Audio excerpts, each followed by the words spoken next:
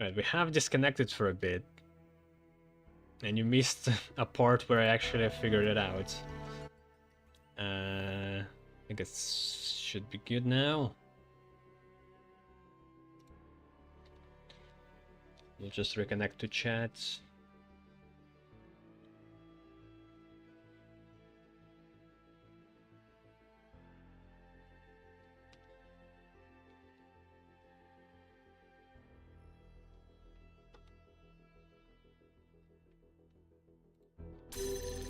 Right, so I've sent a blue laser to accumulator, and then now it opens the door at the same time. It just keeps it open. And I have a free connector. I can't take it out. That's the problem, because it will just close the door.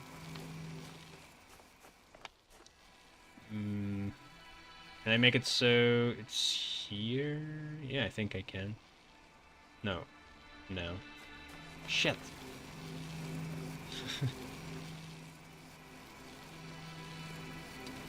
Maybe if I first move the connector. Oh shit. Well, gotta repeat some steps.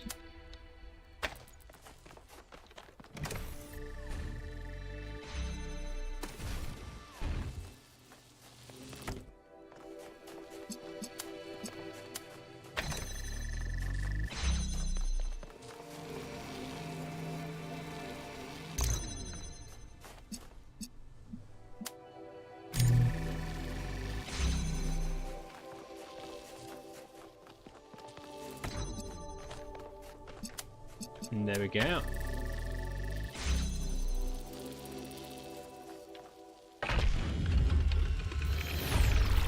So much faster.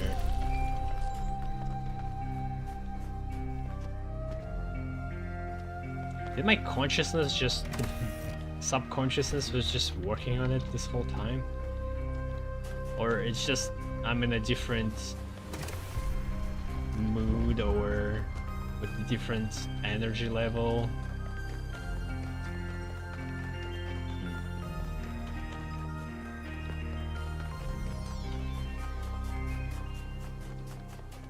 So nice.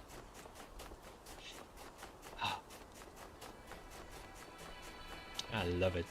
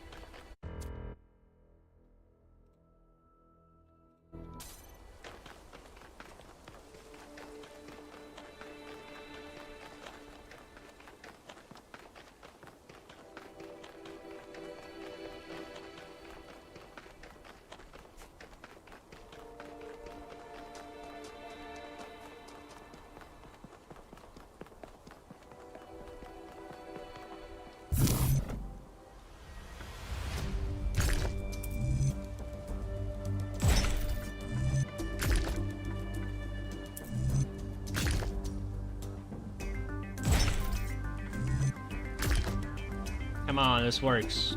This works anyway. God damn it.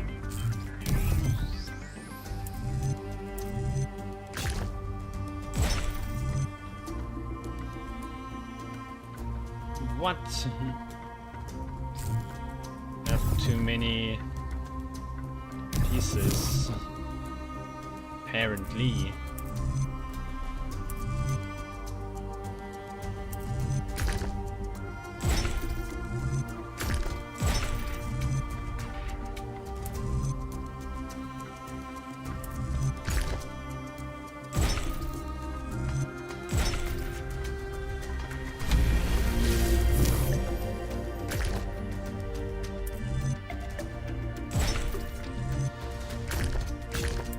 It's still kind of trial and error, really. Like, if it's not a couple of pieces, you won't be able to really understand where to put these things.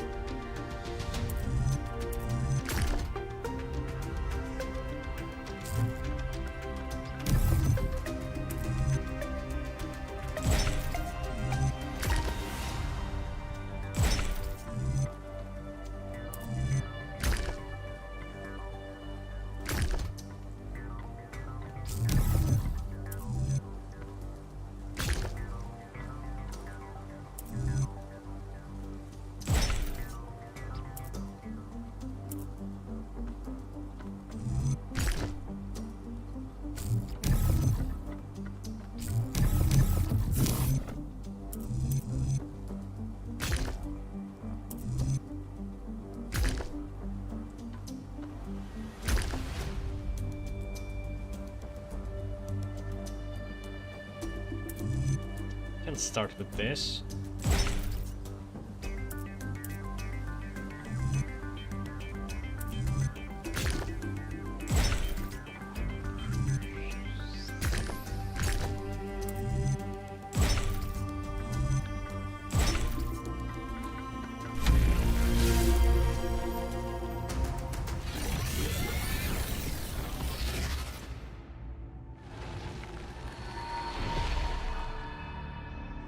You again. Welcome back, creature of clay. The forge burns bright. That's racist. But the sky is troubled with clouds. A mortal has ascended Olympus without the permission of Zeus.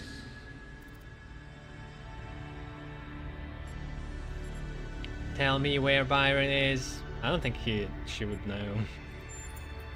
The workings of Olympus are disrupted by the trespasser. Pandora, fearing the wrath of the gods, has broken the paths to ascension.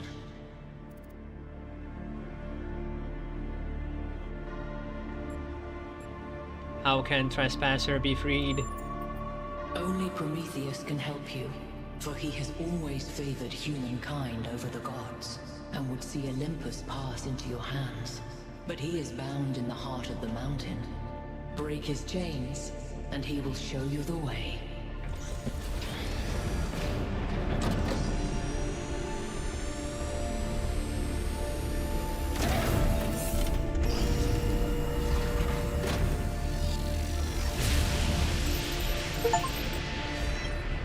Safe to assume that Olympus is the entity's term for the megastructure.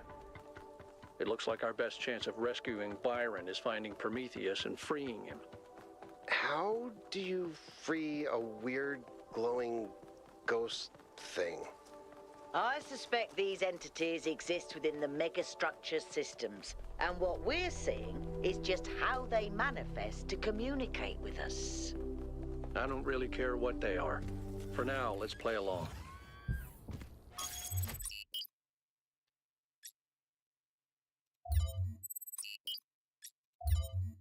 Wait, was it South 3 that I did? Oh, shit. I thought it was like clockwise, but wasn't. Now it's from left to right on the bottom. Oops.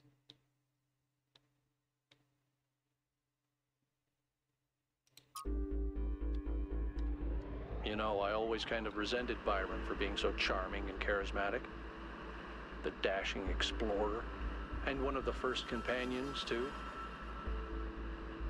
Being the voice of caution is not a fun role to play.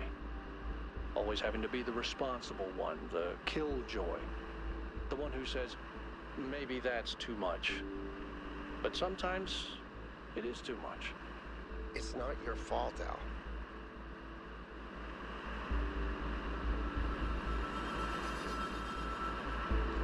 We all play our roles.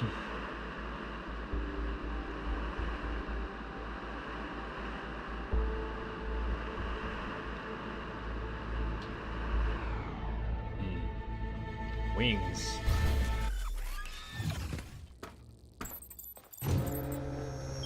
All right, 1K. In this area, there seems to be a problem with the machine that makes the tetromino bridges. That means you can solve the puzzles, but you can't activate the tower. Look for a lab that lets you connect to the data Who stream. cares? I already found it. I'll send you the coordinates.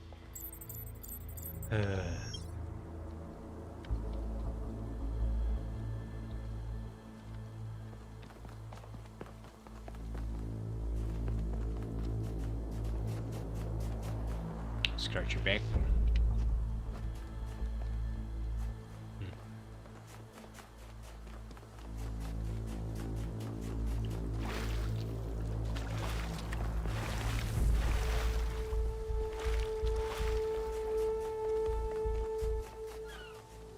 And bird-like motifs. I like it.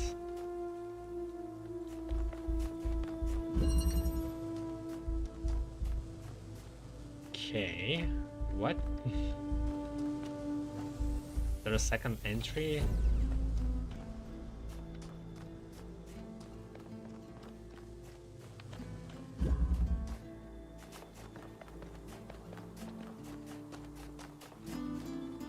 What?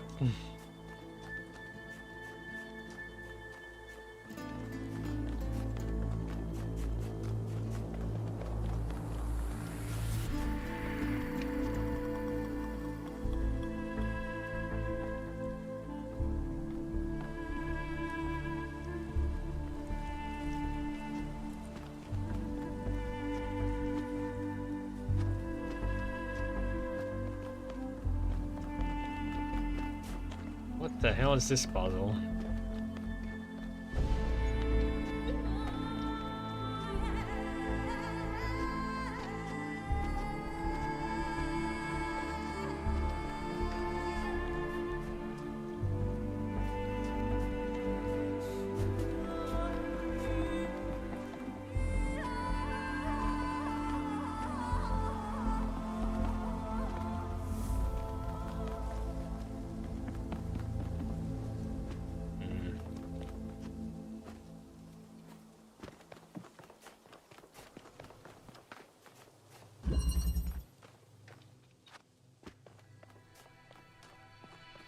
Oh.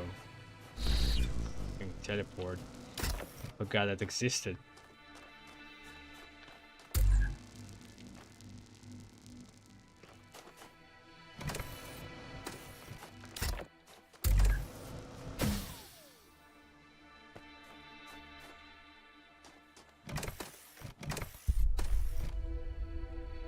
I need to construct this whole thing. Okay.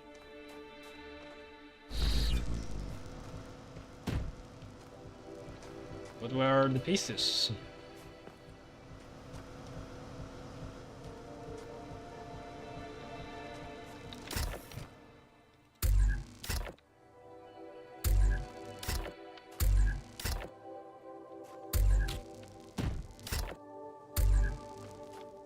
And I will not be able to take it back, right?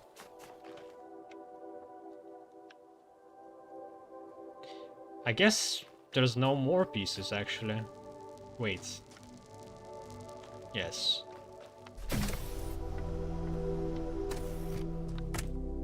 Because I can use teleport. Or can I? Because I need... I don't think I can actually launch it this way.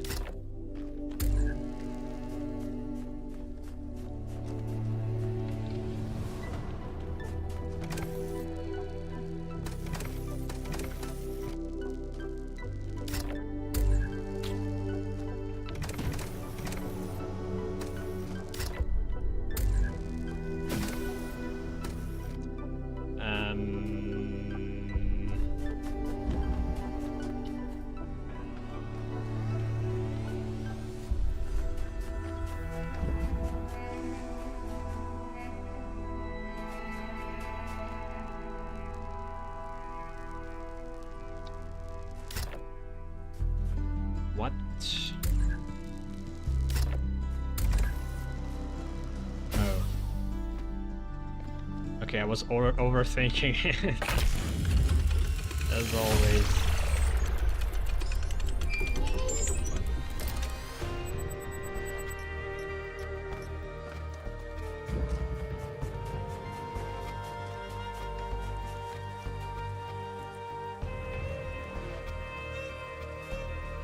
Yes. What do you think caused Miranda's death? From examining the data, I think it simply came down to not taking enough precautions. Clearly, protocols existed that would prevent such accidents, but she didn't apply them. That's the technical answer. If you're looking for something more philosophical, I think it's easy to mistake insight for revelation. She thought she was meant to discover something, as if there was some force guiding her. And so she discounted the outcomes that didn't match her expectations.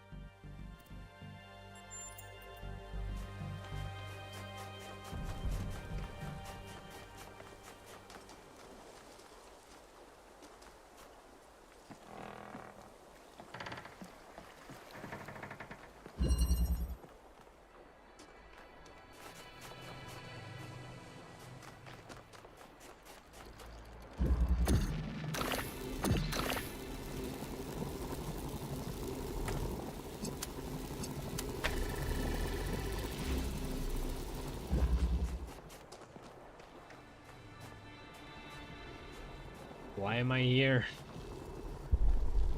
There's nothing here. Okay, it can't do another.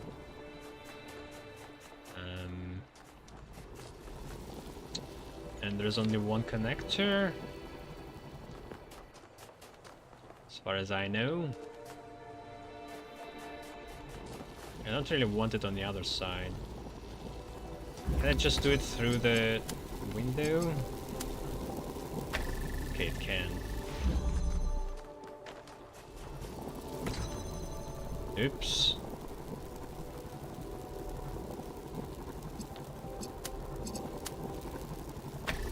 I mean, I could take it, I guess, but...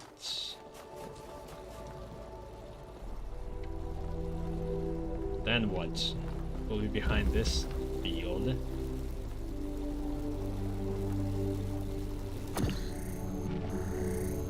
Oh.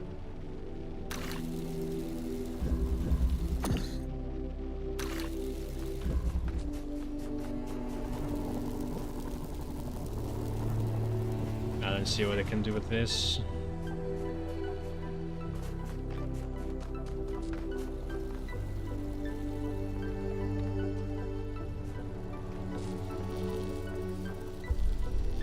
It's as if you could maybe shine through a laser or something, but...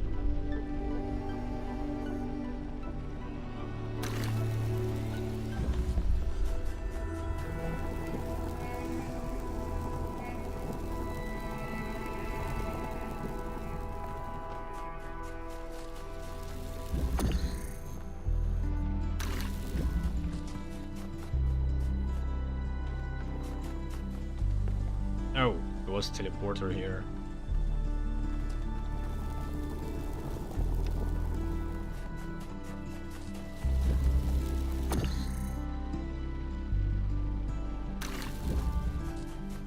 I see it. Dang it.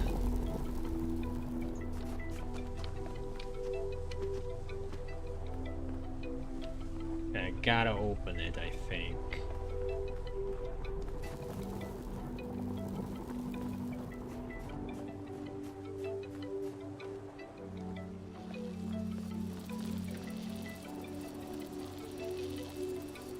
Oh, okay.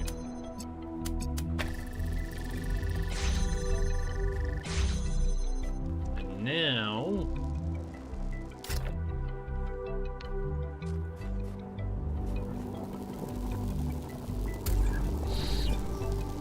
Oops. Oof. Okay, could be on that side.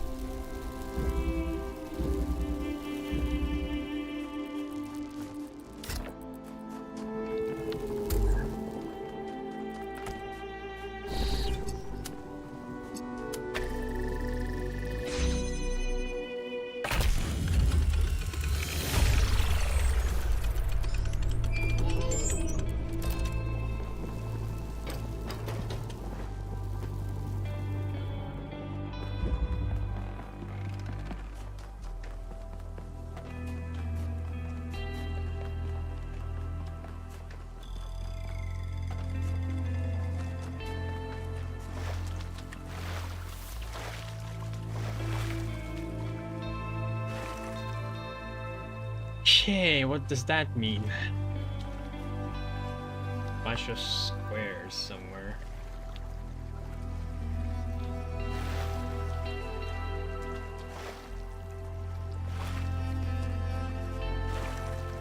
One, 2, 3, 4, 5, 6, 7, 8.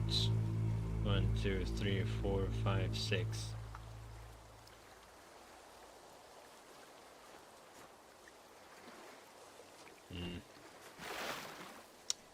What's that?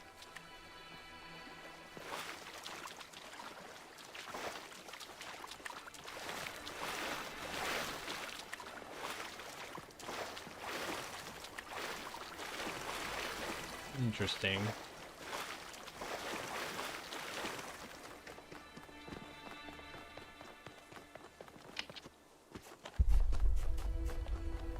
Wait, I could just carry a teleporter out of the puzzle?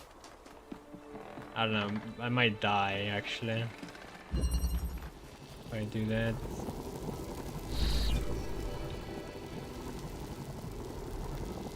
And even if I make a hole there, how am I going to get a thing out of there?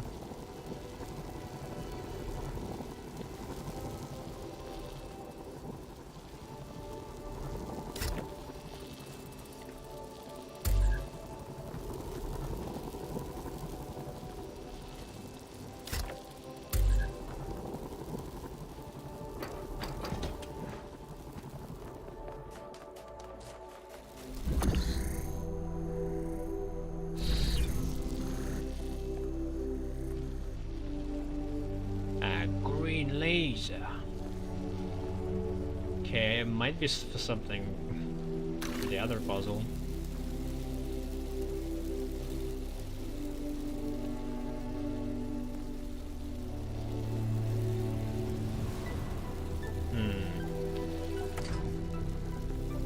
I see it. It's probably for the Pandora.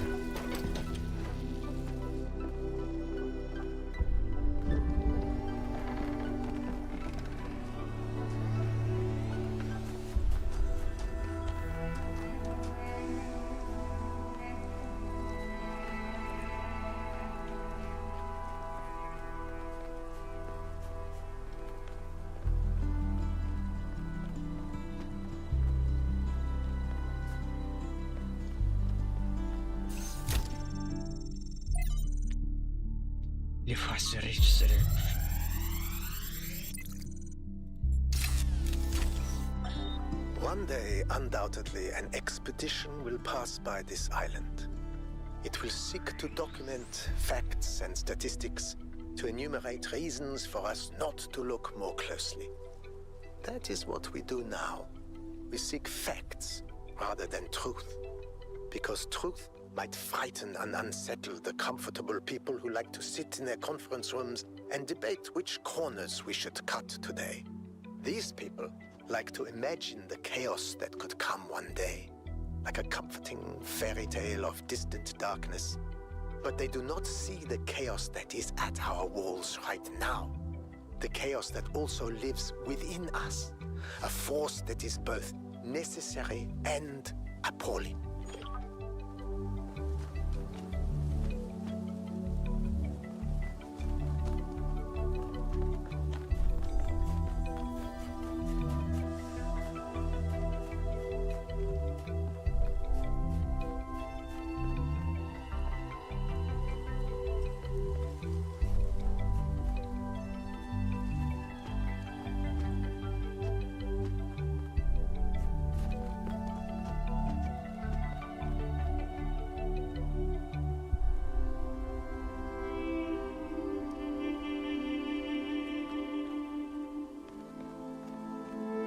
Oh, there she is.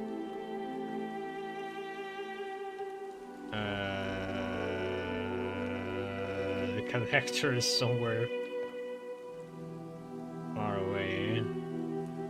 Well, at least I can't see it from here. Probably from this puzzle I'm supposed to connect it to... Yeah. 4th. Now let's keep going. I'm not sure what the Sphinx puzzle is about though.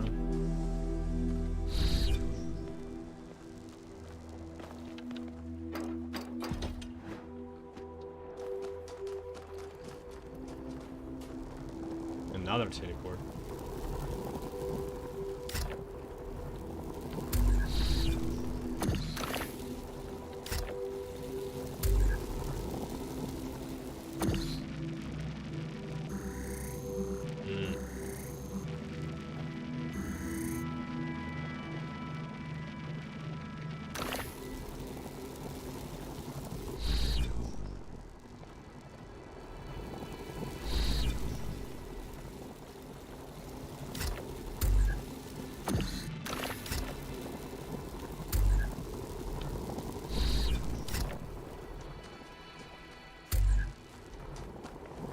But, wait.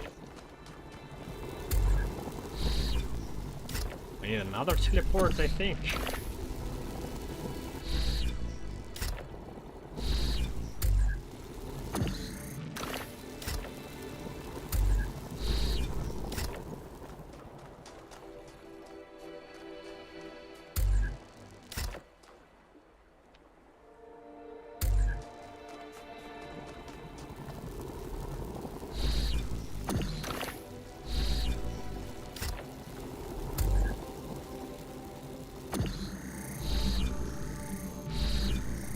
There we go.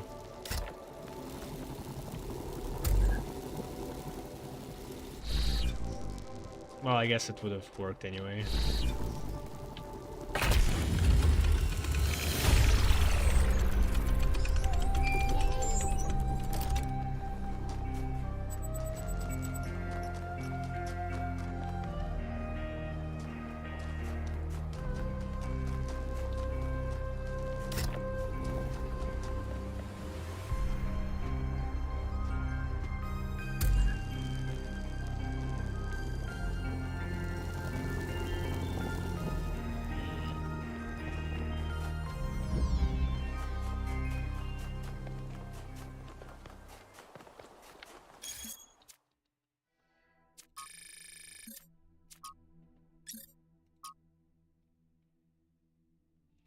In some ways, teleportation is one of the less surprising things I've found here.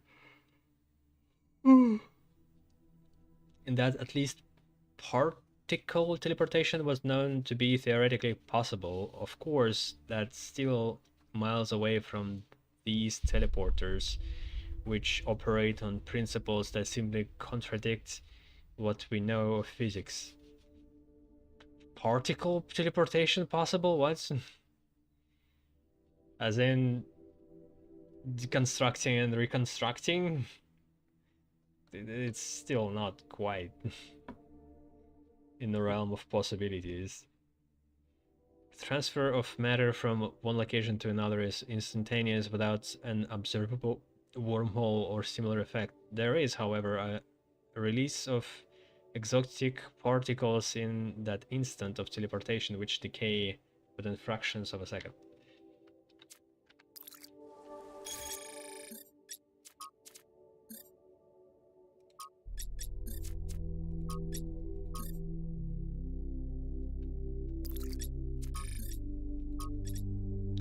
Sorry to be a grump, but what's going on with our battery tech? I had my battery replaced just a couple of years ago and it's already constantly in need of recharging. I can't spend half my life in sleep mode. Is this really what we're coming to? This is exactly what we are coming to. Battery ingredients are rare. We can't scavenge further without building outposts. Herman shut down the mine project. What did everyone expect? You should learn to live with less. Sleep mode is a great time to meditate and think about our place in the universe. Do you really need to be active all the time? Let's not start panicking about a minor technical issue. Mistakes happen, Stolo. Please talk to Pellegrino or Neath about getting a replacement, which I'm sure will work a lot better. So in sleep mode they recharge without the recharges? Or what? They've been talking about the recharging pods, so I think those exist. Do we recharge when we fly that VTOL? Or is that just sleep mode to save up energy? Because they never really mentioned us recharging there. I'm kind of interested in that, in these things. It'd be nice if they explained it better. In the early days, humankind lived in a world of unexplained wonders and terrors. The powers of the elements were understood in terms of gods and spirits. After all, how else could one explain thunderstorms and earthquakes? But as the realm of scientific knowledge expanded, the realm of the mystical began to shrink. The sacred grove, as Hegel wrote, was reduced to mere timber. But as superstition retreated, another thing was lost: meaning. In a purely mechanical universe, people yearned for the comfort provided by gods and spirits. But there was no way back. But what about the beauty of the universe? The perfection of everything around us, couldn't they see that? Not sure I can see that, Miranda. But I do think there was another way, a way forward instead of back. Faith not in an invisible world, but in ourselves, in each other, in the inherent value of consciousness and civilization. They never really found it, but I think that in those last months when their whole species was dying, they caught a glimpse of it. And that's how your mother was born.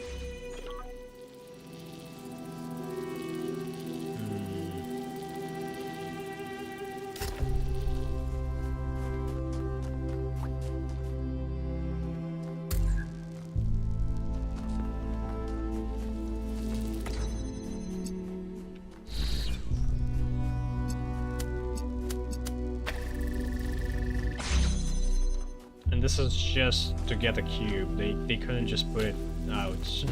They had to hide it. Okay.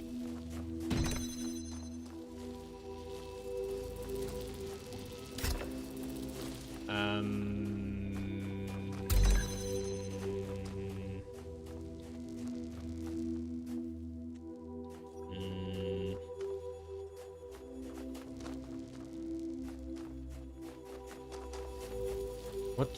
Oh, it kind of scared me because there were mines before in the first game. How am I going to teleport? Can I teleport if it's like on top? No.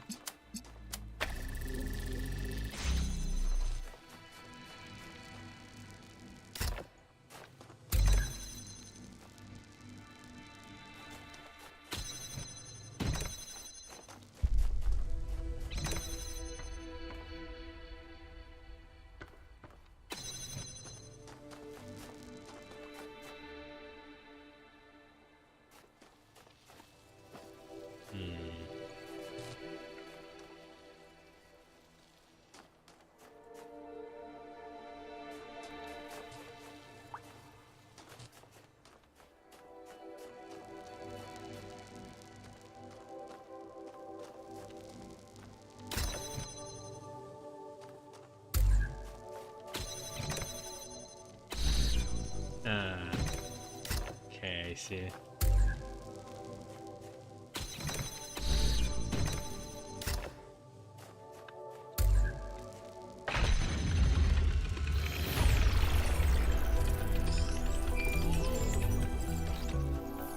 I've known Byron since day one. I was the first to be born with upgrades from the original Soma design, and he was the first to volunteer to upgrade his existing body.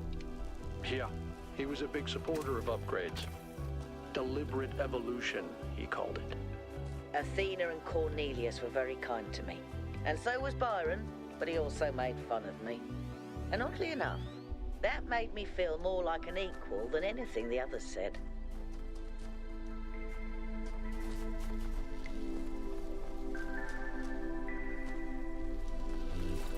Maybe it's not from here. Oh. Okay, I thought it was in a different place. Where's the goddamn statue there?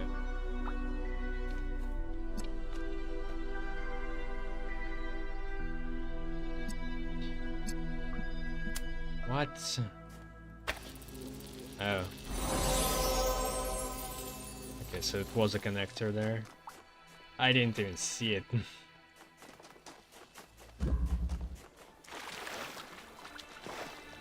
How do I get there?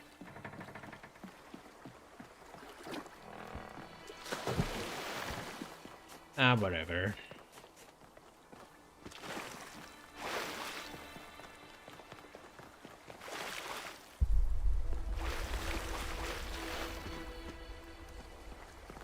We'll get there.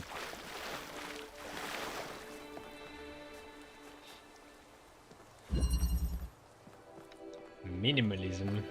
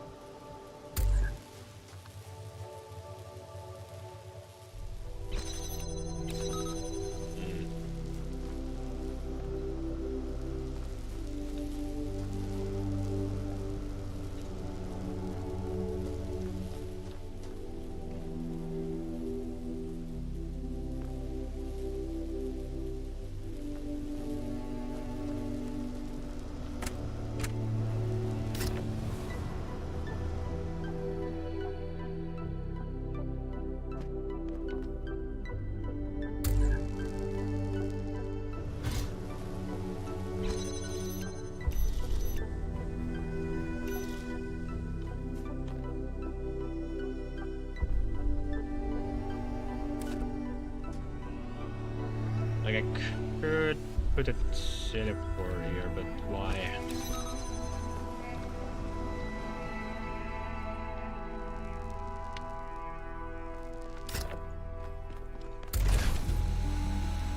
Oh, wait. Yeah, I can do it this way.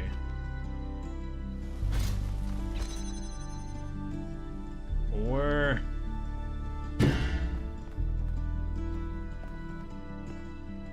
Come on, I can't teleport. Seriously. Shit. And I can't use it for anything else?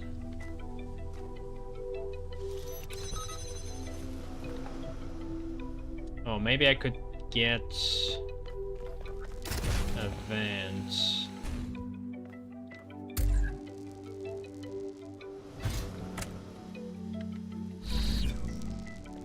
Yeah, there we go.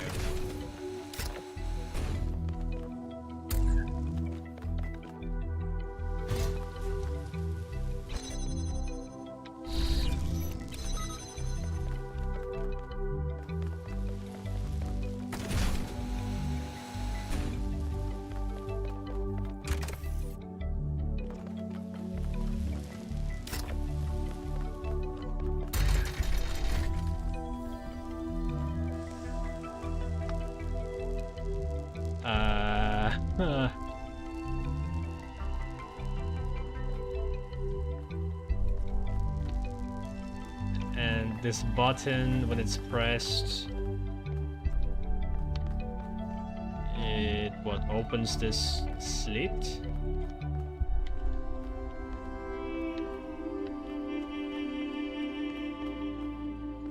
All I need to do is just charge it.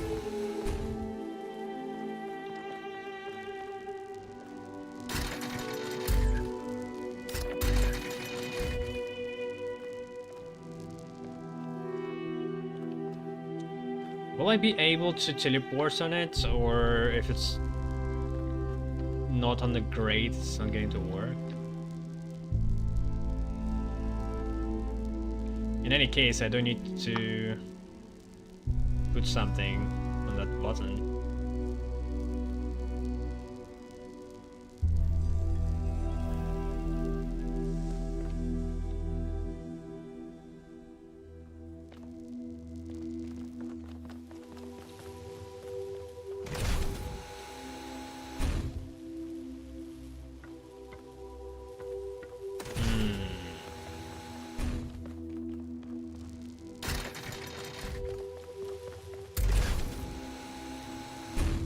Might work.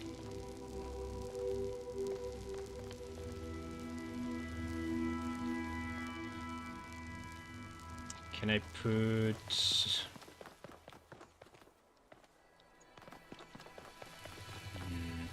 jammer? Is there anything that opens it? Ay, ay, ay, ay.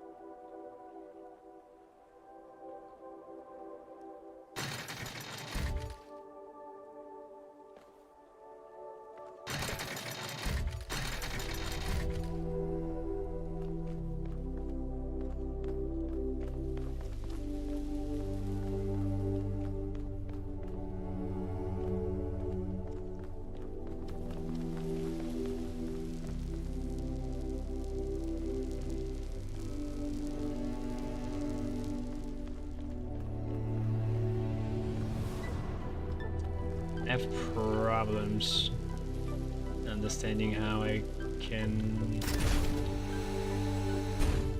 do that. Can I see? Okay, maybe I can. So if I grab this, drop here. Shit. I didn't think this through. Okay, I can still do it.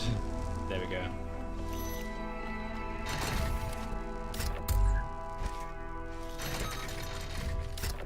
Now what?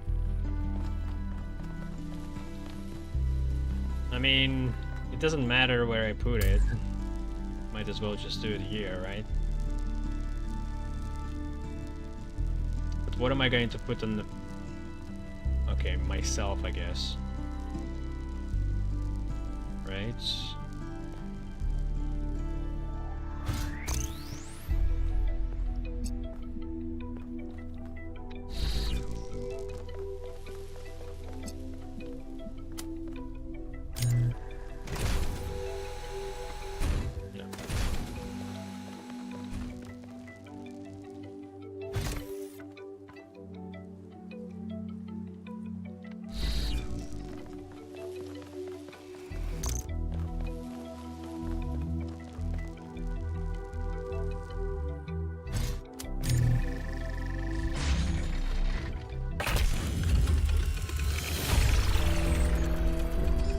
Well observed, 1K.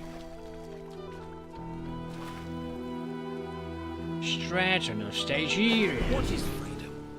Is it merely to be ruled by those who speak one's language or share one's customs? No.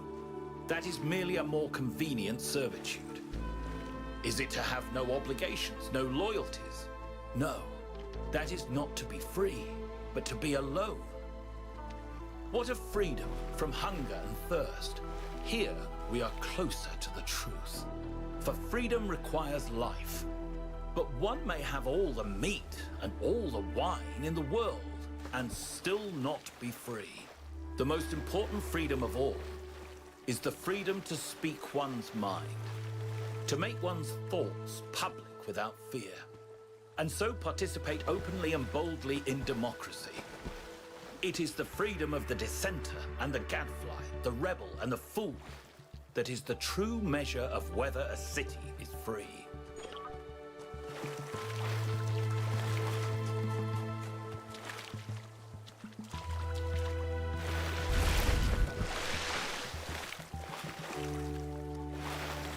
The freedom of being free from eating all the time. It's a funny one to count as freedom. The honest philosopher is rewarded with poison. The hypocrite is rewarded with power.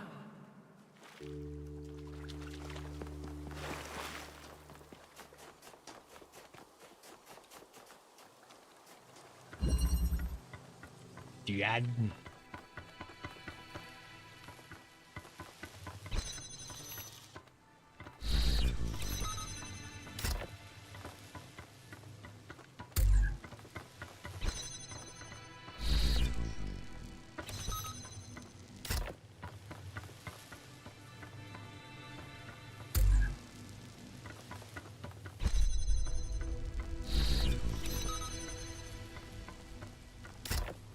Another one. Okay, well, I can teleport in here, but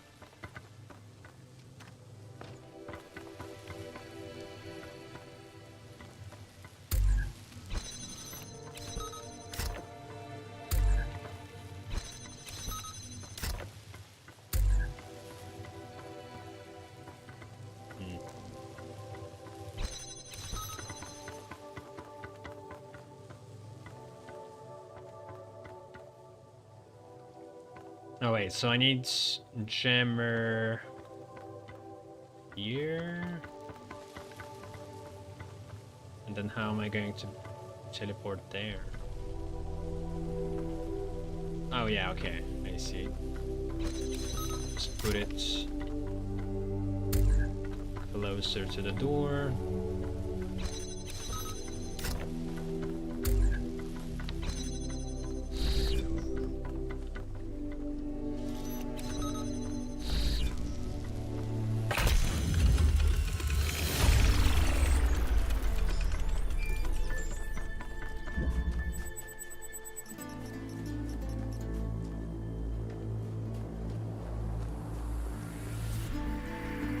No. No.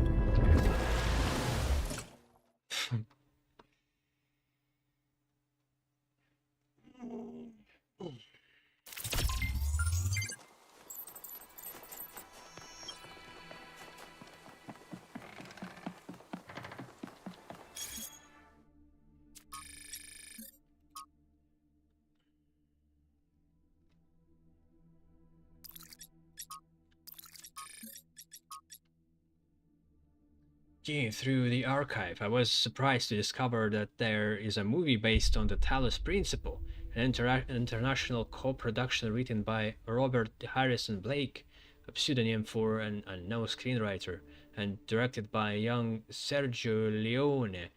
It stars Peter Ustinov as Straton of Stygia, Zero Mostel as his comedic sidekick Nico Marcus, and Angel Aranda as the Ernest Amintas.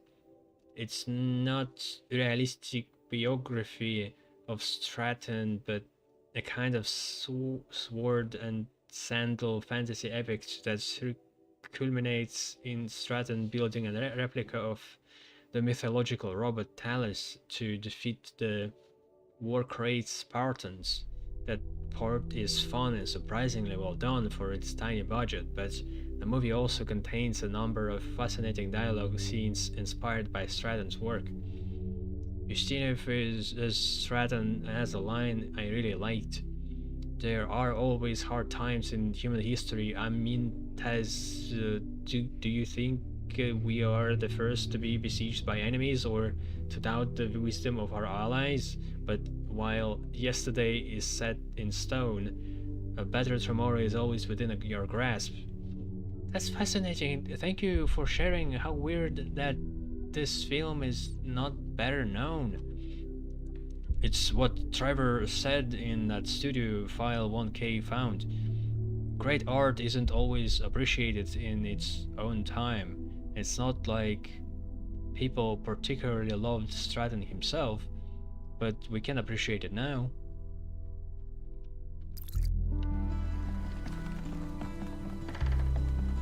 Oh, plus, people back at that time didn't have social media, so the information would spread very slowly and it would not reach the intended demographic or people with a similar worldviews as it is right now. So much easier.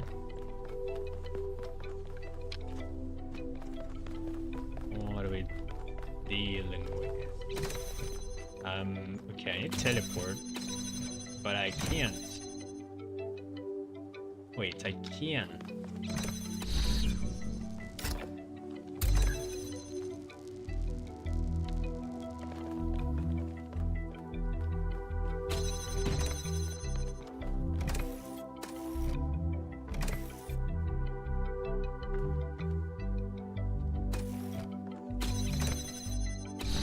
There we go.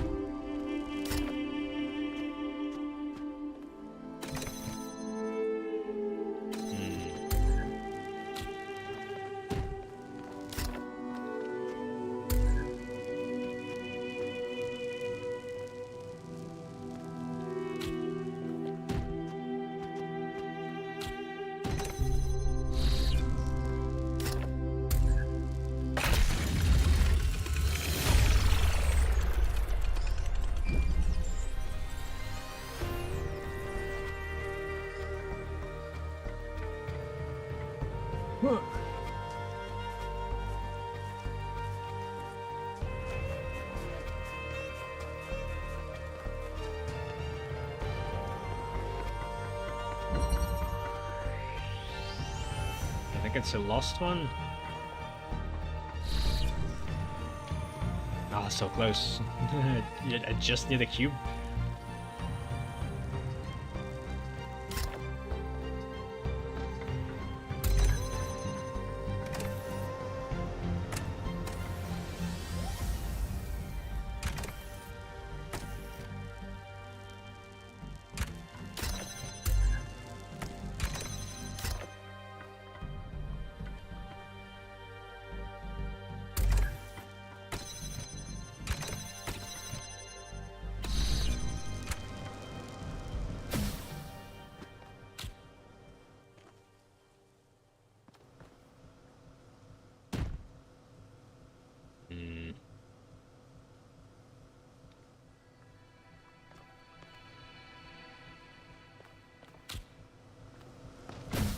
Shit.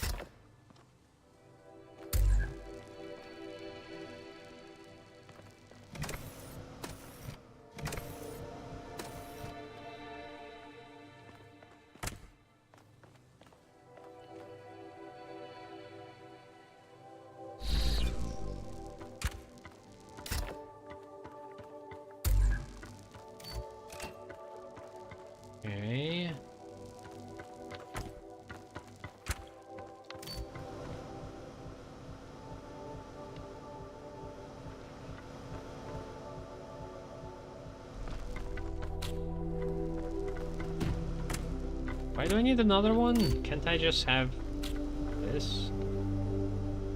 Wait. Oh yeah, okay, I got there by teleporting, so okay, it's a bit different.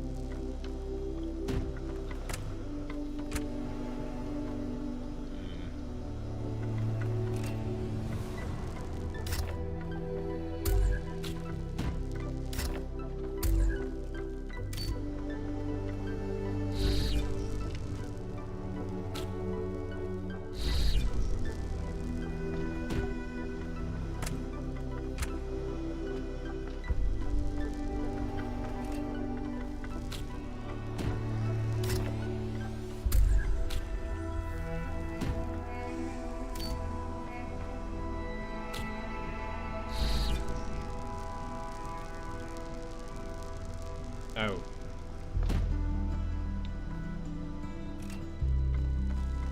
Okay. It's 2. Wait, how am I going to do all of that?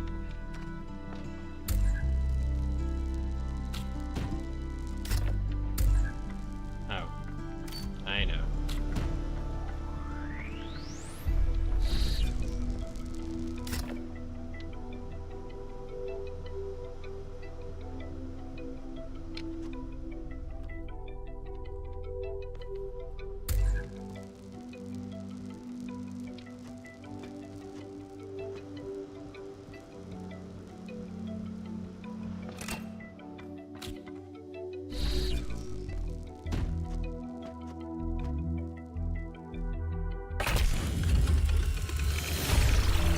That was nice.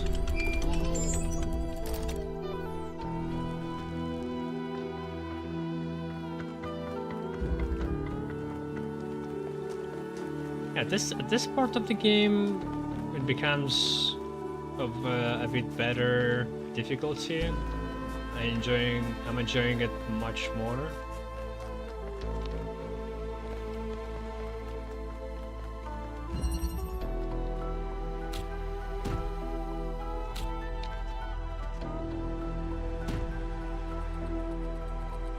Swapping.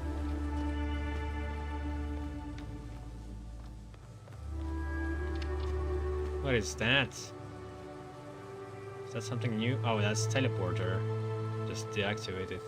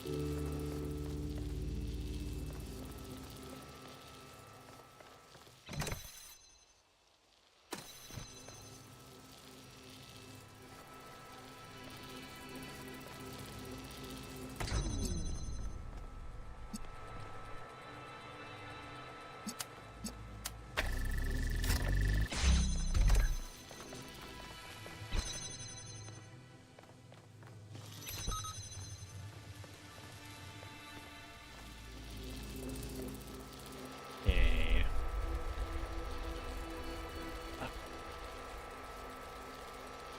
Well, it would be nice to have teleporter.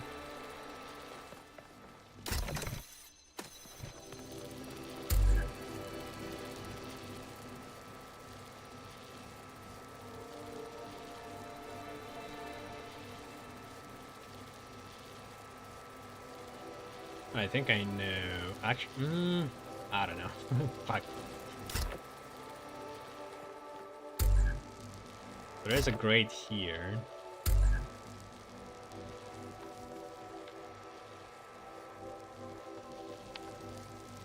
So I could in theory get in here and put the thing on the button, but then I won't be able to get out. That's the problem.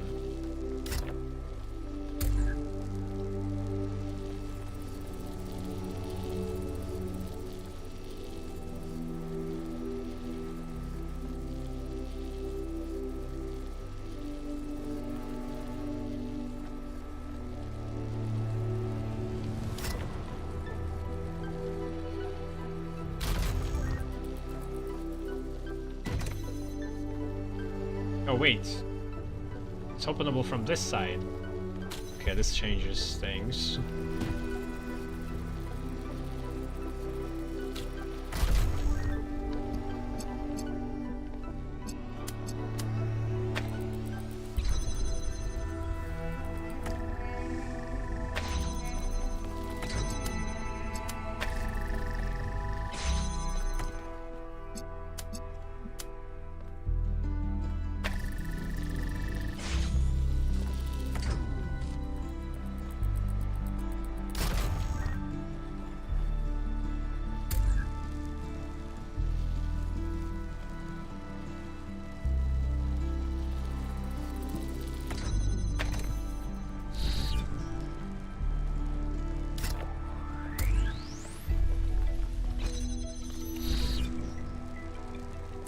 What is my goal? I haven't seen the end of the puzzle.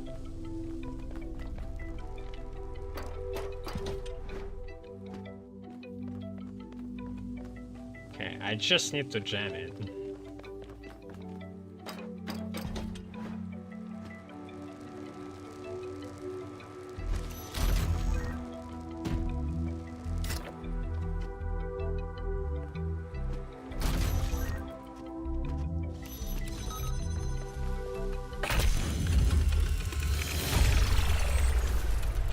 Congratulations, Almost 1K. wanted That to was a hard teleport out.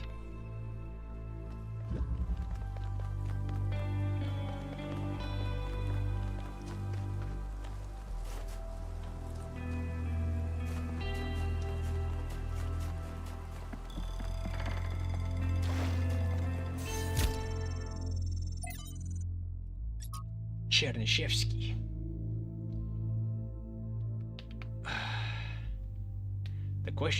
The question of our relationship with nature has bedeviled us since the earliest days of our species. Since before the first city was built, we felt that there was something different about us.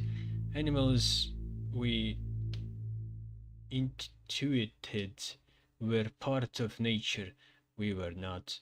But of course, humans clearly are the products of nature. Our history intertwined with that of every other species. In fact, the very notion of the unnatural is a contradiction in terms. Everything that exists must, by definition, be natural. So this view, no matter how common, is deeply paradoxical. This paradox has produced a great deal of confusion.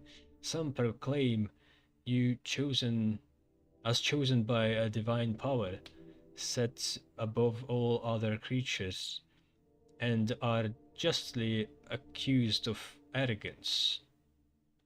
Others proclaim us sinners, worse than other creatures, and are rightly accused of misanthropy. Others yet try to oppose this binary by saying that we are merely animals after all, but that too is manifestly wrong, in that no other animal is capable of having this conversation. It is in the contentious issue of our impact on the ecosphere that an answer may be found. Other animals have accidentally terraformed the planet before, driving other species to extinction. This is not unnatural. If we continued our current path, even to the point of changing the climate enough to cause the collapse of civilization, that would be entirely in keeping with how animals behave. But that's a long one. There is one profound way in which we are not like animals. We can learn to understand ourselves and the world. It is knowledge that makes us fundamentally different. We have choices, we have control. There are many today who are afraid of the consequences of control and would prefer to return to state of animal ignorance, whether by blinding ourselves to the impact of our actions or by demanding that we humble ourselves before nature. This is the response of an adult in crisis who wishes for a return to childhood, but this can only ever be regressive in every sense of the word. To resolve the paradox of nature, we must act as adults, accept our power, and act consciously and deliberately in shaping the world. We must become nature, and nature must become human. This is the heart of the matter, lifting up the world rather than lowering ourselves. But why do so many people so badly want to lower themselves? Do they want to, or is it simply a convenient pose to strike?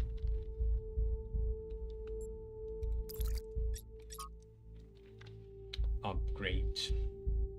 We upgraded the lamp with my new designs, says Miranda.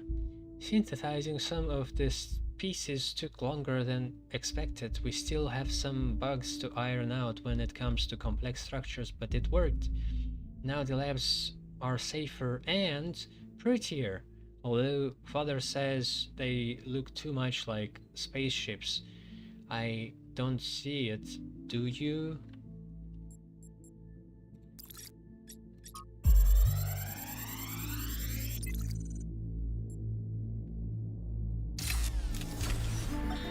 Today, we were delighted to be visited by a bunch of protesters, these voluntary extinction weirdos who think we're creating soulless monstrosities that will destroy the planet.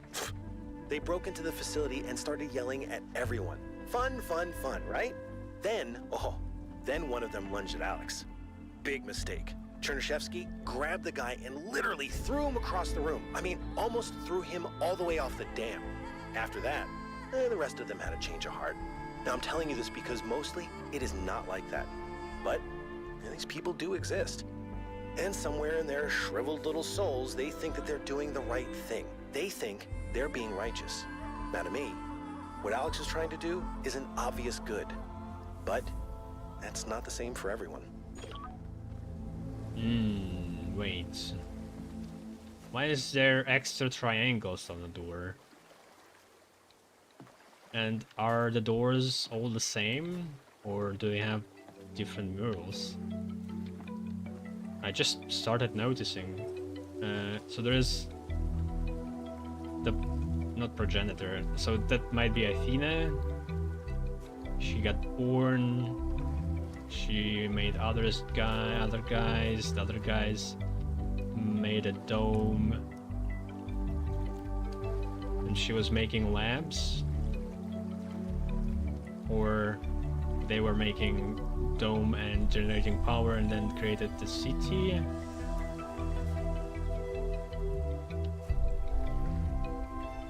I mean, so far it's not anything. This is Elohim's eye.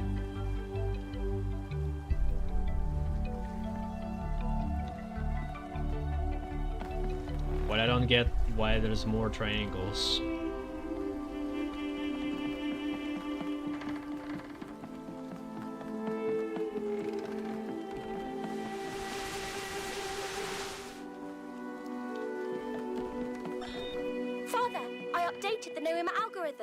It's working twice as fast now, and I think I can increase matter output by 25% if I tweak the modulator a little. I'm so excited! Nice to meet you. So excited. I'm Cornelius. What? Oh, Dad! This is science! You have no idea how long I've been waiting for the right moment.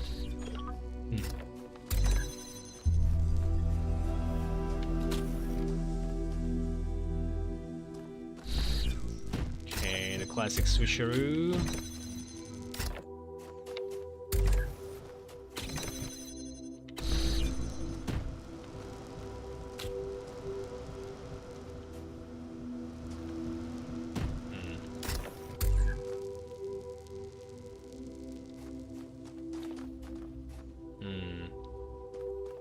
What are we doing here?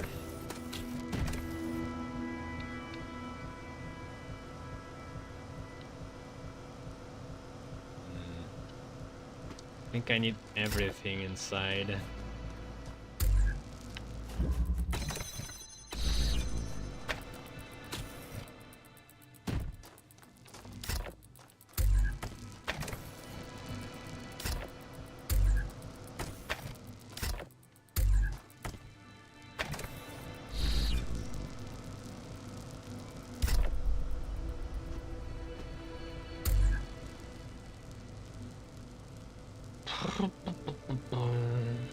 But what? Wait, what is going to lift it then? Something needs to be on the button. And it's gotta be teleport or what? If it's a teleport, how am I going to end up here?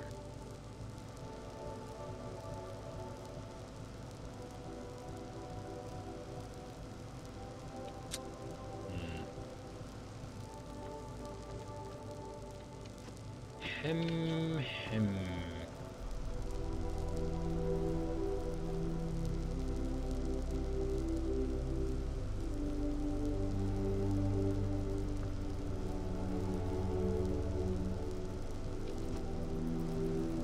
Can it even shine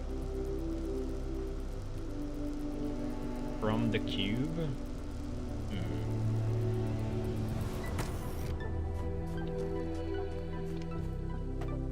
God damn it.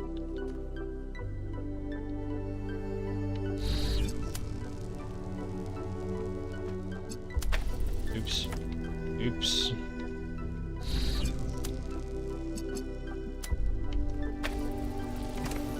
Okay, it can. Ah. They thought of everything. Can I just do this? Yeah. No, it doesn't work this way. Can I...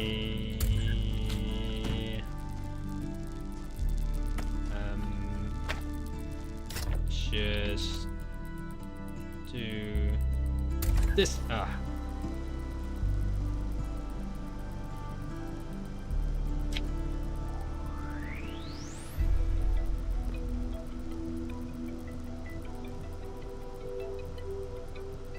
I guess I could leave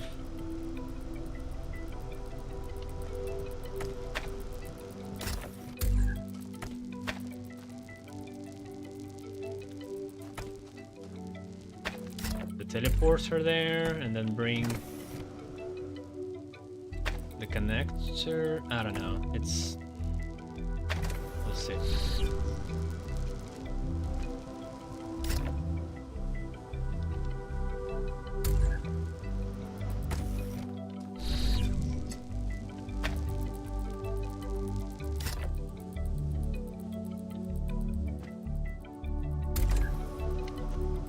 There you go.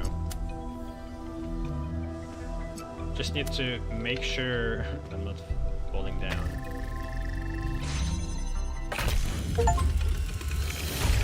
Solve switcheroo without using the keep connections option. Why is that an achievement?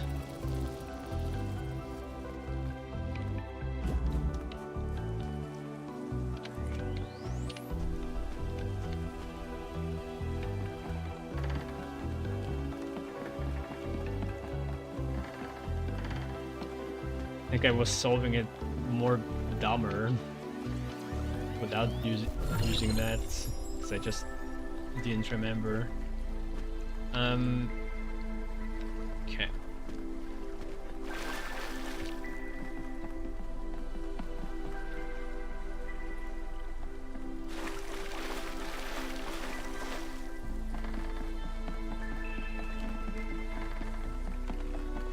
Okay, so all the puzzles, all the lost puzzles. Now the lamp. We got 1 star, and I don't know what to do with the squares.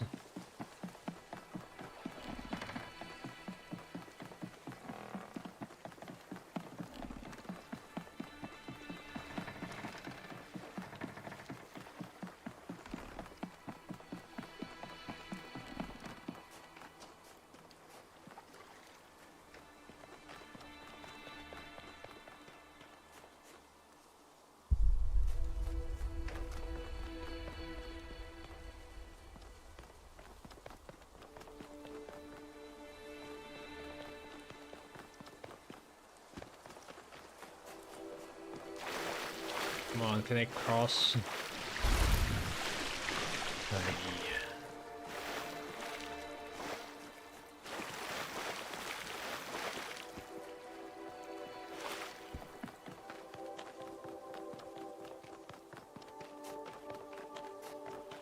Like, it's almost more compact, but you have to go around.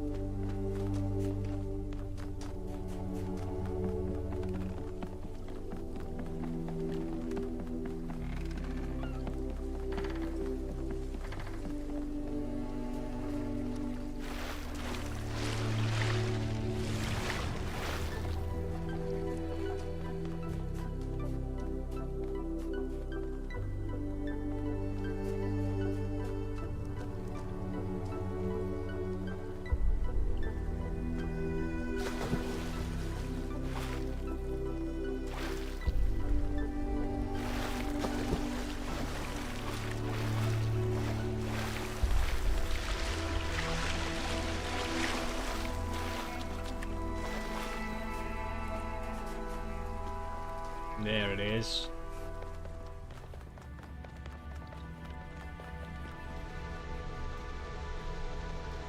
Where are you, plot?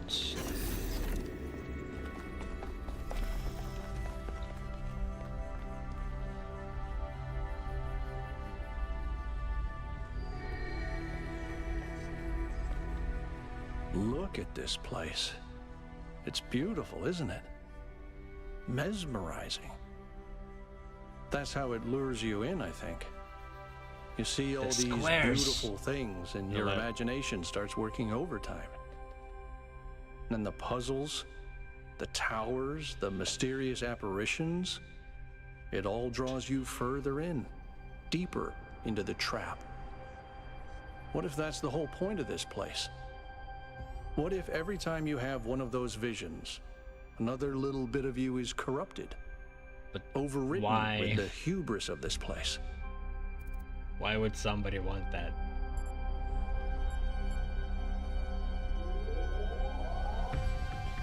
I haven't been corrupted. Let's not be superstitious.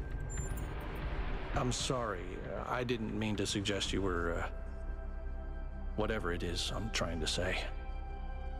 I guess I'm just disappointed in myself. Byron needs me. You all need me to do my job, and I can't even use a terminal.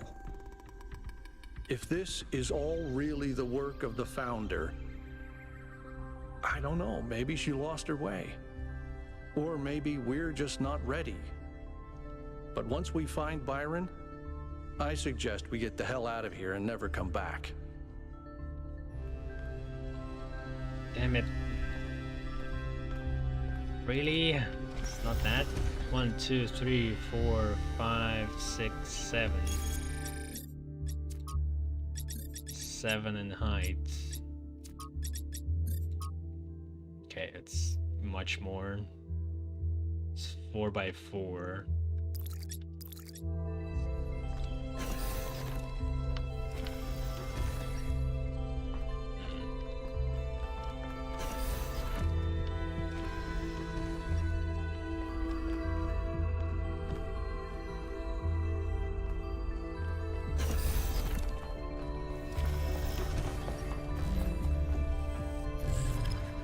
Gravity again.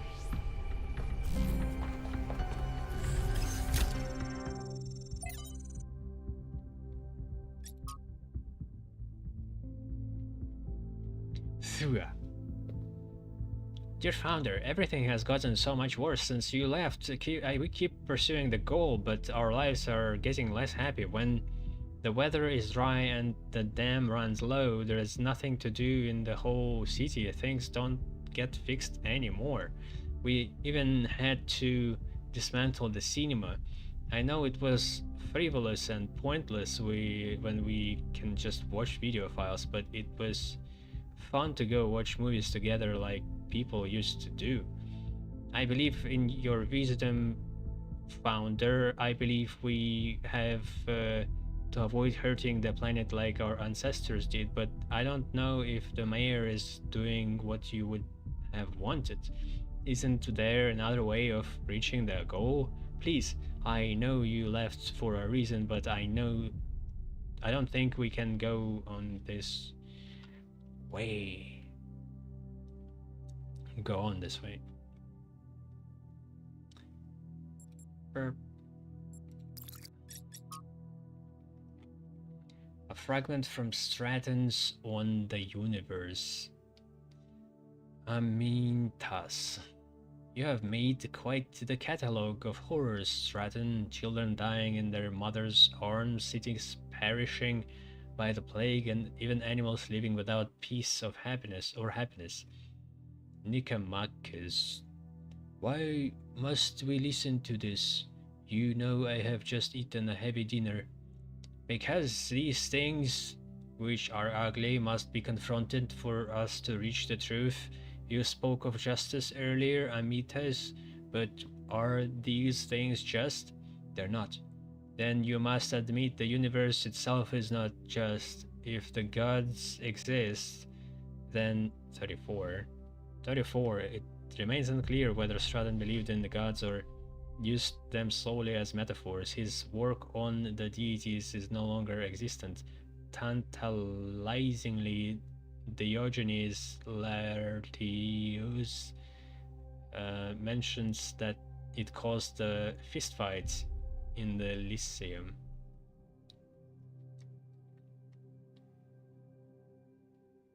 Rather, the universe proceeds as a machine following its rules. Justice and virtue are human inventions. Are you saying justice and virtue are therefore illusory and should not be abandoned? The opposite, my friend. It is mankind alone that can impose these values upon this machine. I thought that what made us human was that we searched for meaning, but perhaps a better way of thinking about it is that we create meaning.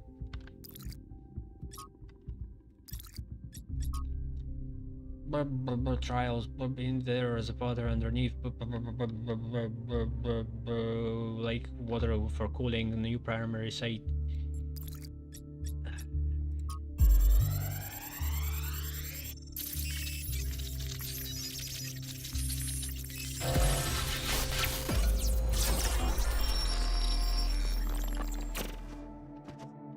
Our ancestors kept telling themselves that the brevity of their lives didn't matter. But they had so little time to ever really think about anything. I've spent several human lifetimes studying this mystery, and only now am I beginning to see. The simulation was built on top of material reality, unable to escape its constraints. In the same way, physics as we understand it, even quantum physics, is built on top of a deeper reality. A set of rules that define existence itself. There is a universal language of creation, and I think we can learn it.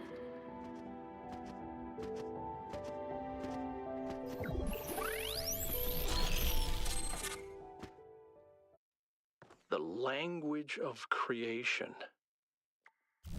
What were they doing here? And how far did they get? I can't answer that, but I think I fixed the Tetromino bridge, machine, ring thing. I say I think because it's not in the schematics. And what I'm doing is hack work at best. Try it and see if it works. Or we could just build a bridge. A simple bridge.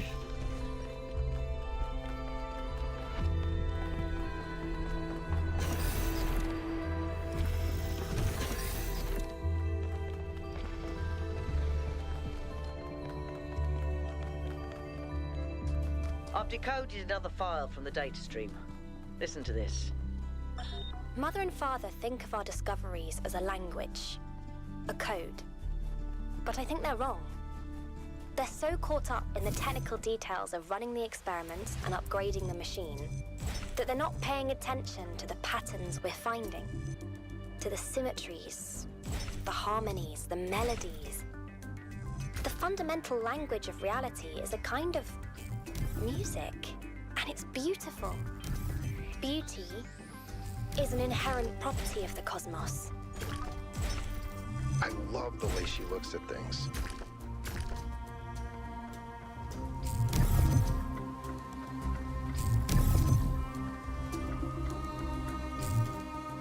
The cosmos is beautiful. Dies.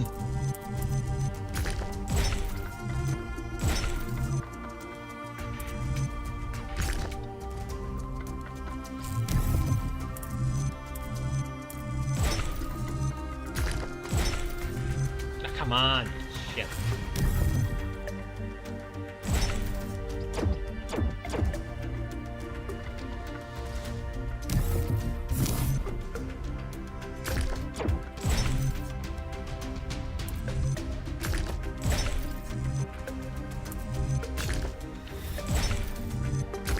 Nope.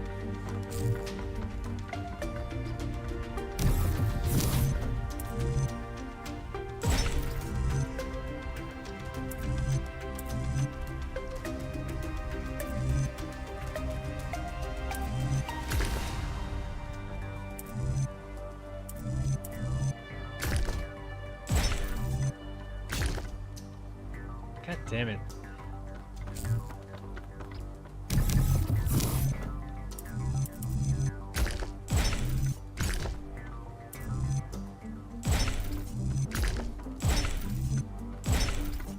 Fucking fine.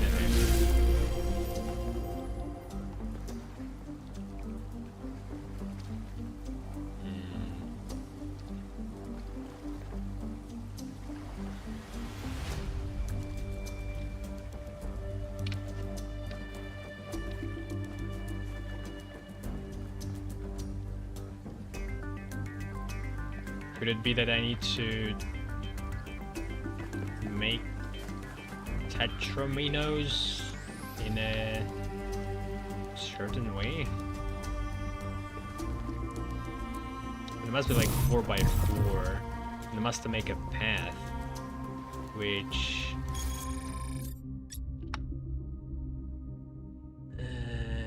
doesn't really.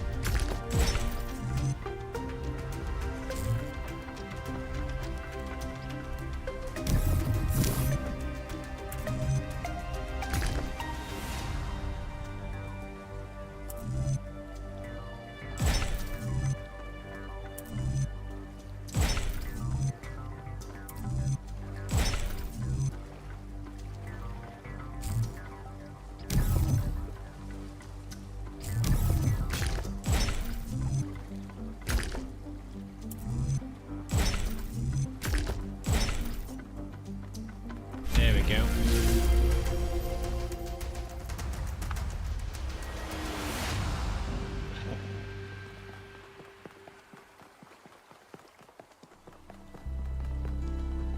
What the hell do squares mean there? Am I supposed to find them somewhere in the wall?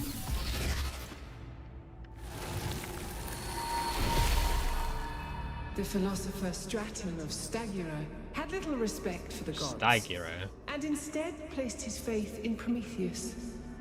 Driven by hubris, he asked questions that must not be asked, and revealed secrets that should have remained hidden. It is said that for these offenses, he was put to death by the people of his city. Can you see the folly of his actions?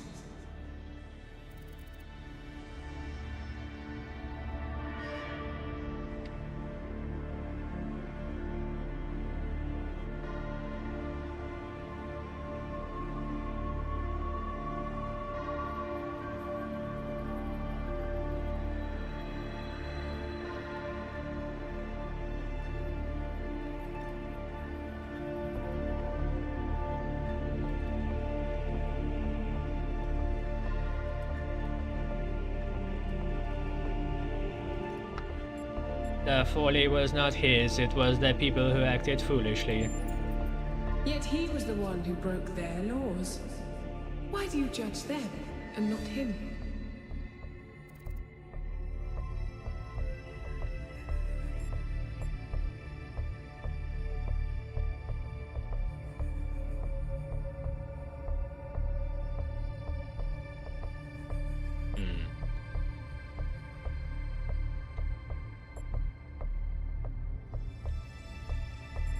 Because the truth is the only thing the future can be built upon. You say this, and yet entire empires have been built on dreams, lies, and illusions.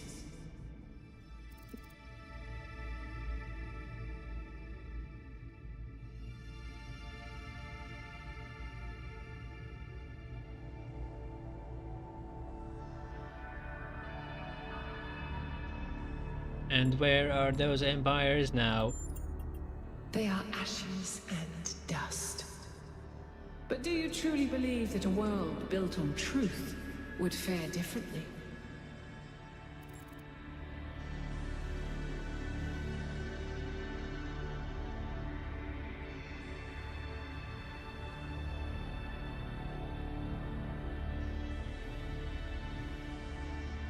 Yes. Then you are more innocent than I expected. But innocence will not protect you from the flame.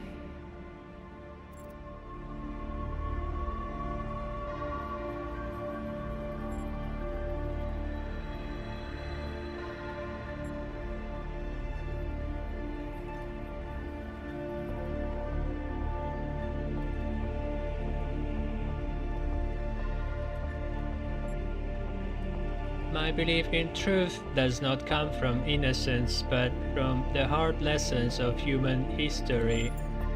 You have built something beautiful out of reason and memory. But it too will burn. As she did. Oh, she's trying to foreshadow. While I accidentally already know that Miranda died because I played the third level.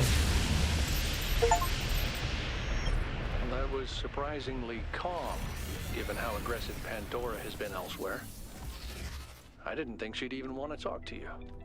I've toyed with the idea that the entities might be epiphenomenal in some way. Instead of causing the changes in the system, maybe they just respond to them.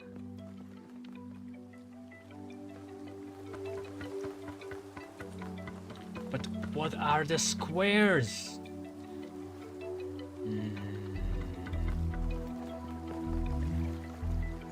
4x4. Some filled, some missing, some have a hole. What the hell does that mean?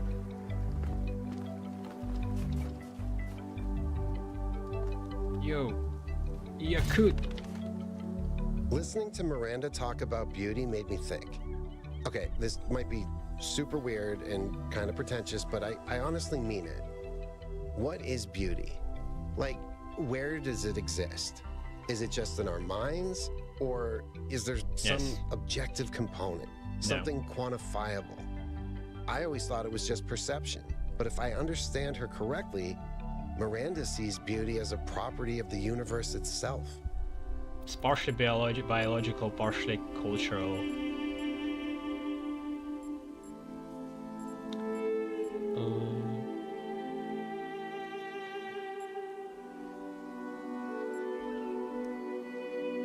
Beauty exists solely in our minds.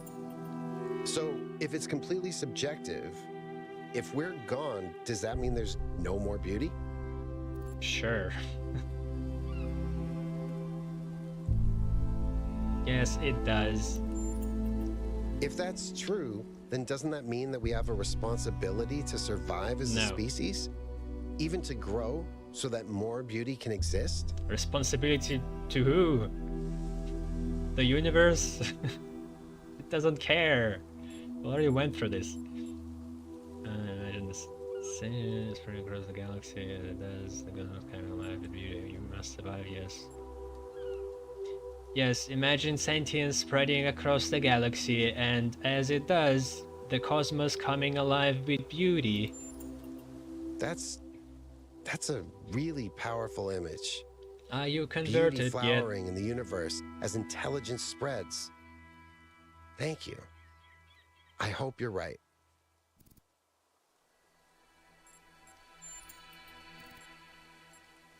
Miranda said that the fundamental language of reality is a kind of music that's... I think that's one of the most beautiful things I've ever heard. I hope it's true. What kind of music do you like, by the way? Okay, this may sound like a robot joke, but I love heavy metal, especially the more melodic kind. It's big, it's epic, it's full of emotion. You can really get lost in it. Actually, I named Bruce after Bruce Dickinson, the lead singer of Iron Maiden. They used to call him the air raid siren, which is also what my Bruce sounds like. I haven't listened to much of heavy metal.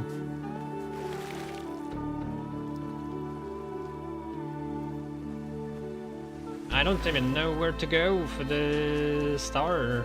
Could be anywhere. Well, there is a question mark this way.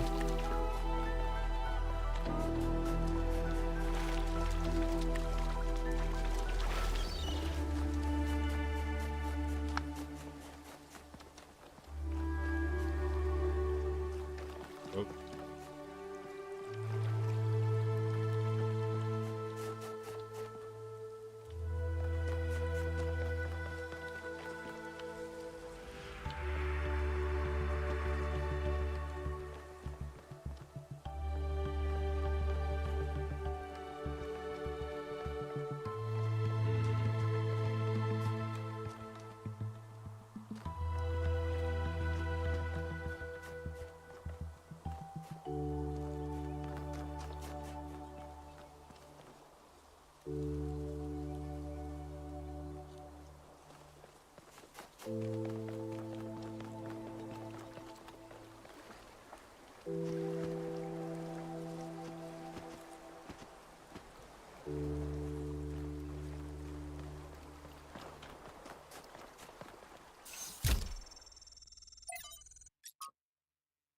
City by the sea.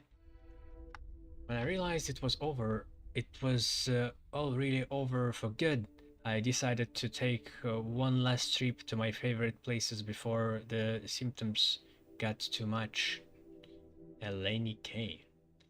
I could never forgive what they did to Chalkidiki, this incredible wild rugged place between mountain and sea, with pine trees all the way down to the water, the colors, the vistas, the sheer overwhelming beauty of it. And they just built all over it, hideous hotels sprawling like tumors, obscene beach bars blaring their awful music across the sea, even in Kavurotai drapes. It was impossible not to hate humanity a little for it. The idea of all of it returning to nature, of the hotels gradually sinking back into the reed fields, was moving and beautiful. But then I went back to Thessaloniki, and for all the ugliness inflicted upon that city, the idea that people would no longer meet up beneath the Camara or go for long ambling walks on the promenade, or for creeps on Plashtea Navirino, was unbearably sad.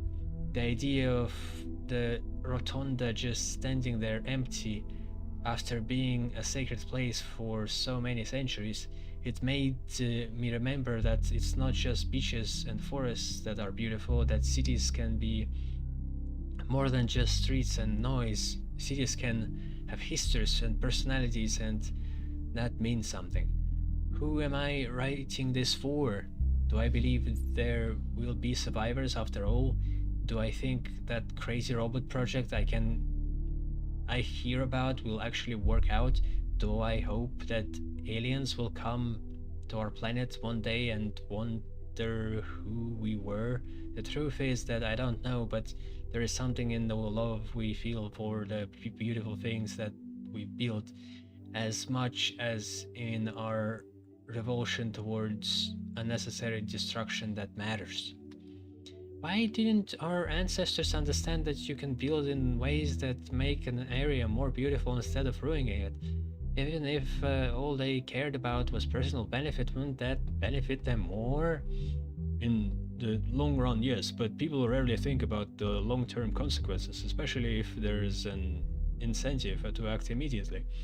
And yet most of them were unhappy with the results. Couldn't they see that it was within their control to act differently?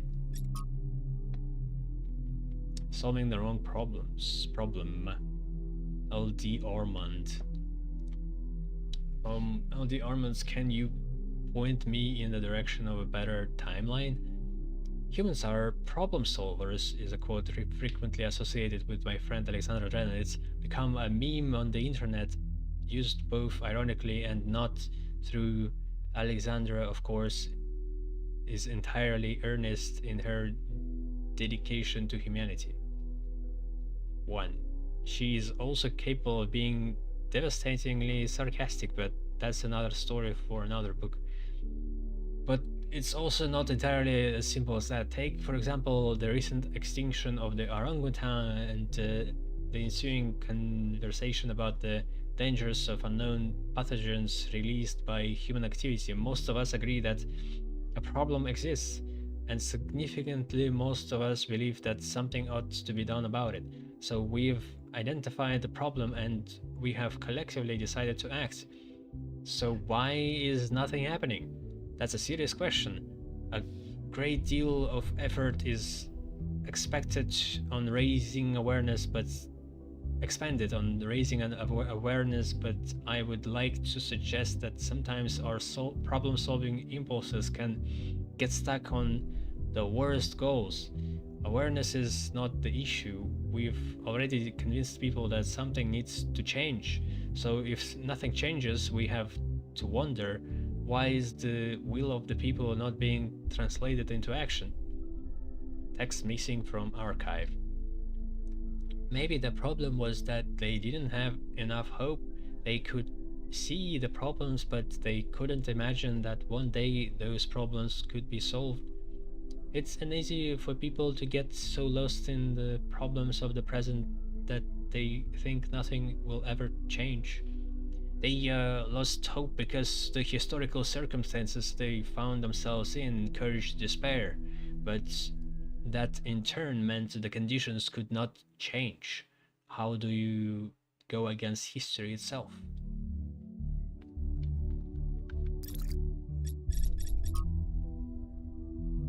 I'm not sure what I just wrote. Read.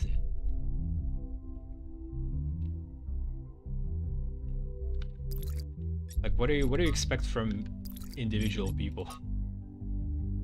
Exactly. Hypatia Journal 7. From Hypatia Journal 7, day 372. Himo died today. One moment he was there, wielding a joint on the upper levels of the tower, and the next he was gone. One careless step, that's all it took. Athena brought him to the dam, but even Cornelius couldn't help. Emo is gone. Now there's only 12 of us. I think about Emo every day. So do I.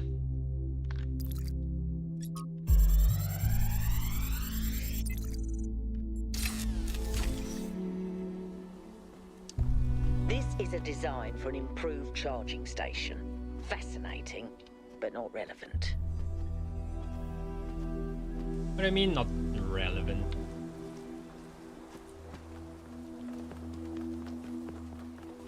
I guess we're trying to save Byron. Where are the squares?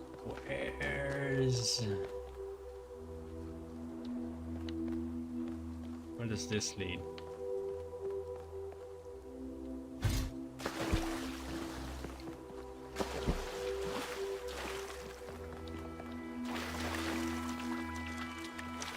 maybe I should scout around the statue itself. Maybe it's close to it. Or some clues can be found.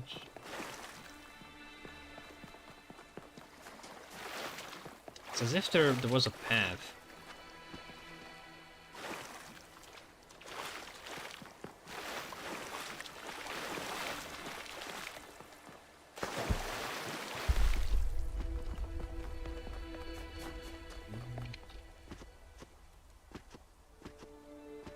Shit. Or maybe not.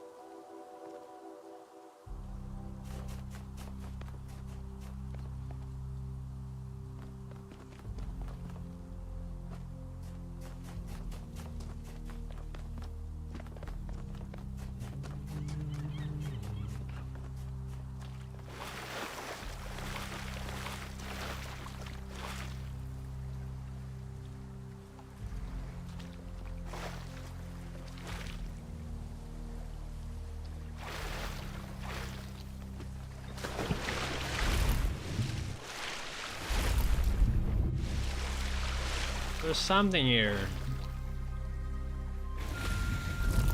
How do I inspect this?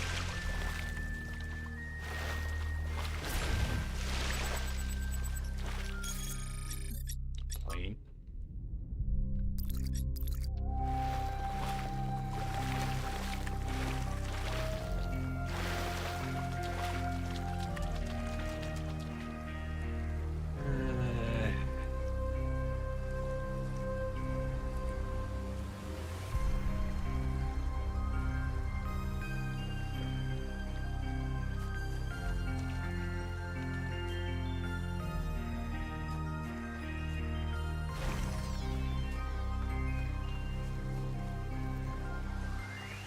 What does it even mean? I don't understand.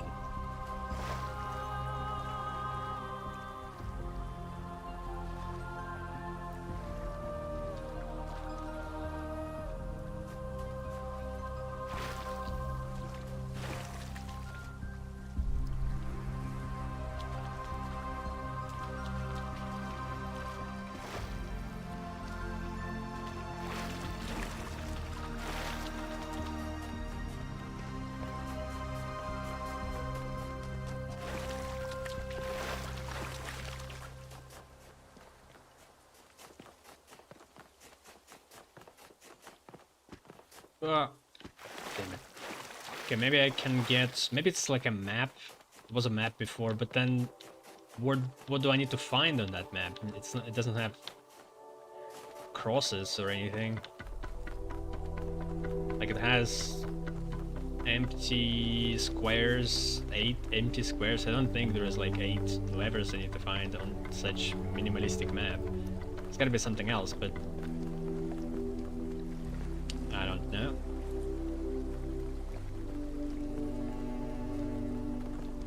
Like it could be a code that I need to put, but I need to find a place where it's supposed to be, but it doesn't show me the place.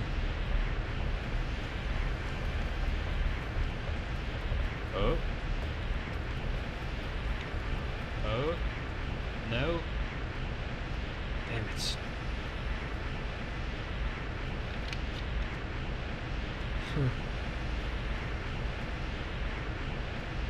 Could have been a dumb way to die.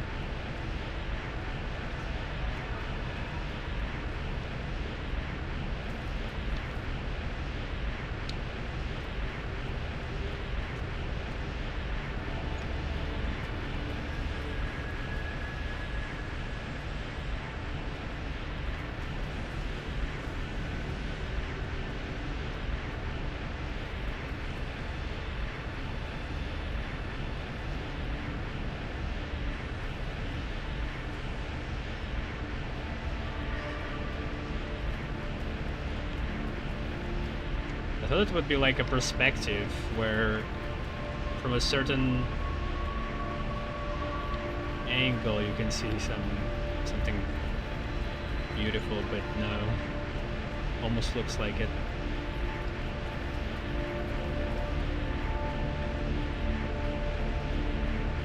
Anyway.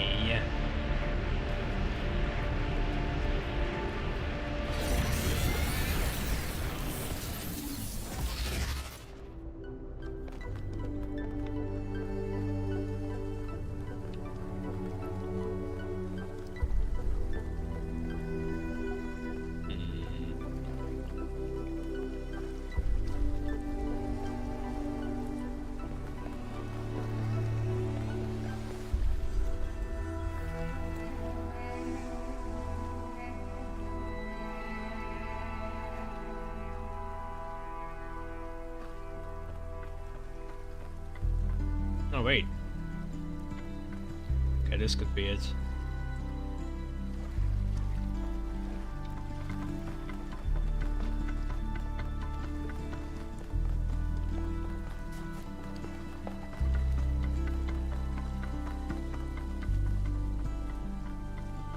What are those steps? Further away.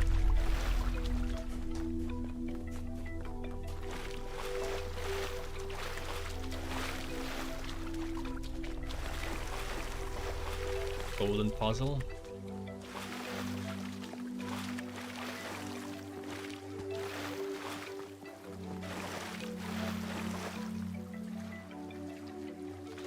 Nah, I don't think so. Probably not accessible. From which side do I push this? How do I know? Okay, it has missing parts, so I guess I could figure it out this way. That's top right.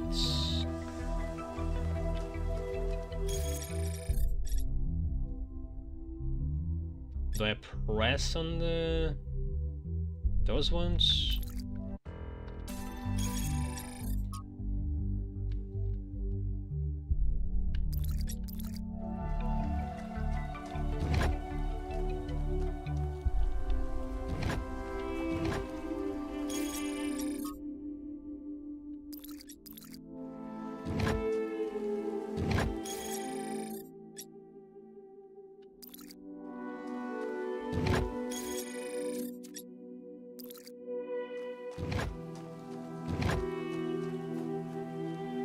I guess the other way around.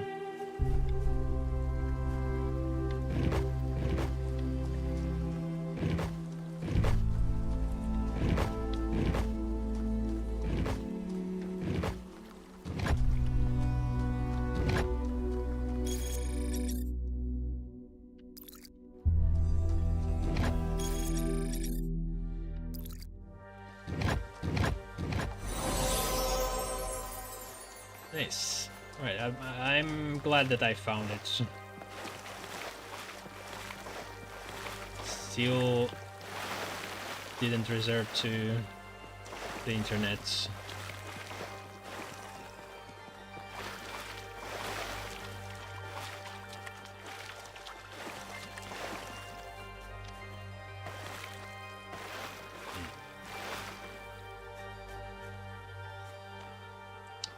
Almost seems like there's some kind of intent for this.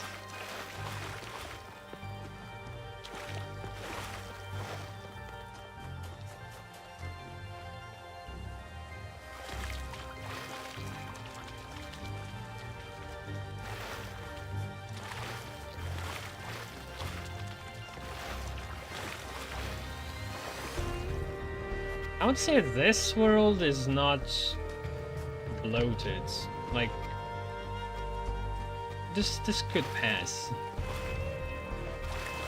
This map was created well, I think.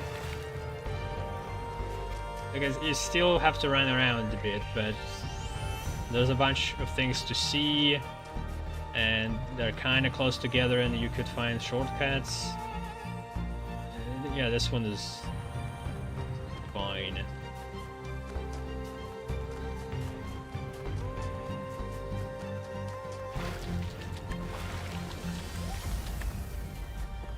Right, gotta go now though.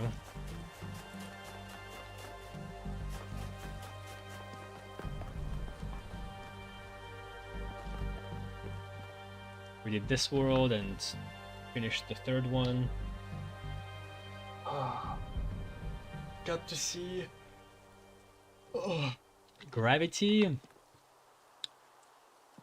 explore teleports a bit more. Right, see you around. Gotta eat now.